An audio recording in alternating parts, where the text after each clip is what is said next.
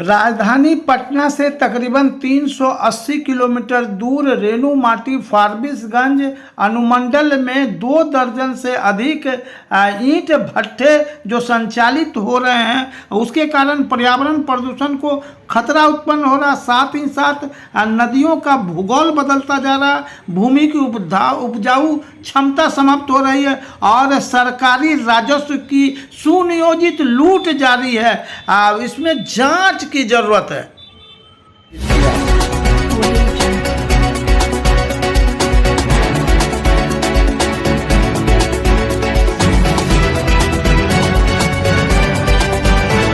सरकार द्वारा निर्धारित मानक को ठेंगा दिखाकर अधिकारियों की मिलीभगत से जो फारबिसगंज में रेणु माटी में 2 दर्जन से अधिक ईंट भट्ठे चल रहे हैं, उन्होंने अब गांवों को भी लीलना प्रारंभ कर दिया है। अब देखिए सामने स्क्रीन पर रिहायशी इलाके से सटे जो ईंट भट्ठे चल रहे हैं, कानून को ठेंगा दिखा रहे हैं, नहरों को कब्जा किया जा रहा है, सड़कों को कब्जा किया जा रहा है और जो नदी है, नदी के किनारे रिहायशी इलाकों के किनारे अवैध रूप से ईंट भट्ठे संचालित हो रहे हैं। आखिर जो एजेंसियां हैं, कार्रवाई करने वाली एजेंसियां, इन लोगों ने कैसे रिहायशी इलाकों, नदी के किनारे, जन सरोकार से जुड़े स्थलों के पास, वहीं खनन माफिया की पकड़ इतनी मजबूत है कि पकड़े गए। ये आप देखिए सामने स्क्रीन पर फारबिसगंज पुलिस के सहयोग से जिला खनन पदाधिकारी रंजीत कुमार ने 4 ट्रैक्टर अवैध रूप से रंगे हाथ मिट्टी काटते हुए फारबिसगंज में पकड़ा बीते दिनों और उसे थाना लाया गया। लेकिन राजनीतिक दबाव और खनन माफिया की पकड़ के कारण देर रात ही उसे छोड़ने की व्यवस्था शासन के समक्ष आ गई। अब यहाँ सवाल यह उठता है कि जिला खनन पदाधिकारी द्वारा पकड़े गए 4 ट्रैक्टरों को फारबिसगंज के अनुमंडल पदाधिकारी के द्वारा गठित जांच और के बाद उसको थाने से छोड़ा गया। लेकिन इसके साथ ही खनन विभाग का जो भय है वो माफियाओं पर वो कम हो गया। अब सरेआम जो आप देख रहे हैं स्क्रीन पर, सरेआम खनन चल रहा, अवैध खनन चल रहा। आखिर इस खनन को रोकेगा कौन? स्थिति यह है कि जो जहां पा रहा है खनन में जुटा हुआ और खनन माफिया का एक सुनियोजित गिरोह चल रहा है। सामने स्क्रीन पर आप देखें चौहान टोला, ये फारबिसगंज जोगबनी जाने वाले रास्ते में पुराने गैस गोदाम के पास अवैध रूप से जो खनन है उससे भूमि को भरा जा रहा है, ऊंचा किया जा रहा है। सरेआम प्रशासनिक अधिकारियों के नज़र में आप ये देख सकते हैं।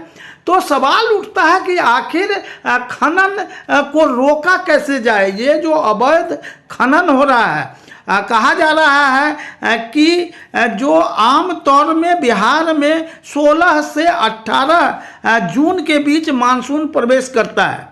जो भारत मौसम विज्ञान विभाग IMD की अगर भविष्यवाणी को देखें तो दक्षिण पश्चिम मानसून जो आमतौर पर 1 जून को केरल में आता है, इस साल 27 मई को आ सकता है। तो समय से पूर्व जो मानसून प्रवेश कर रहा है, सीमा पार नेपाल के नदियों के जलस्तर में भी धीरे धीरे वृद्धि हो रही है। वैसे में जो रिहायशी इलाकों में अभी अवैध खनन इन ईंट भट्ठों के चलते हो रहा है।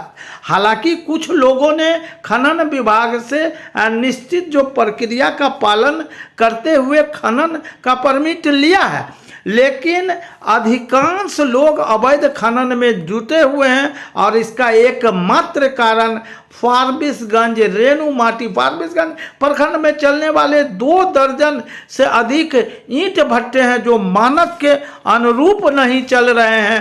प्रशासन को ठेंगा दिखाते हुए वो जो तय प्रक्रिया है 200 मीटर जन सरोकार के से जुड़े जो सड़कें हैं या विद्यालय हैं, कब्रिस्तान हैं या शमशान है, नदी है, ये तमाम जगहों पर अवैध रूप से संचालित हो रहे। सबसे खास बात कि अररिया जिले के फारबिसगंज प्रखंड में 2 दर्जन से अधिक जो ईंट भट्ठे संचालित हो रहे हैं, यह मानक प्रक्रिया का पालन भी नहीं करते हैं। एक तो जिस स्थान पर ईंट भट्ठे हैं रिहायशी इलाकों में, नहरों के किनारे, नदी के किनारे, शमशान के किनारे, ये गलत है। वहीं दूसरी ओर सरकारी राजस्व को भी जमकर चूना लगाते हैं ऐसे ईंट भट्टे।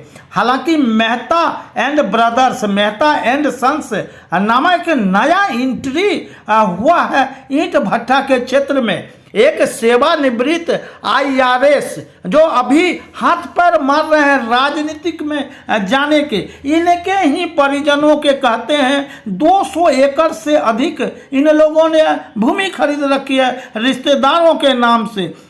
तकरीबन आधा दर्जन से अधिक ईंट भट्ठे चलते हैं। अचानक से अर्जित जो आय है, आय से अधिक संपत्ति का जो प्रयोग हुआ है, ये जांच का विषय है कि आखिर एक पूर्व बड़े अधिकारी के संरक्षण में कैसे नियम कानून को दरकार कर ईंट भट्ठे चलाए जा रहे हैं, जिससे पर्यावरण प्रदूषण को खतरा हो रहा है, सरकारी राजस्व को नुकसान हो रहा है, आम आवाम को दिक्कत हो रहा है, नदियों का भूगोल बदल रहा है, पर्यावरण प्रदूषण खास है। सबसे खास ये कि जिला खनन पदाधिकारी द्वारा रंगे हाथ पकड़े गए 4 ट्रैक्टरों को फारबिसगंज थाना में लाए जाने के बाद छोड़ दिया गया। यह खनन माफियाओं की मजबूती और सरकार के बौना होने के सबूत हैं। आज बुधवार है और 3 मई है। फारबिसगंज के रामपुर में नहर के किनारे दिन दहाड़े कटाई का दृश्य देखें कि आखिर कैसे खनन विभाग और पुलिस विभाग मूक दर्शक बना हुआ है।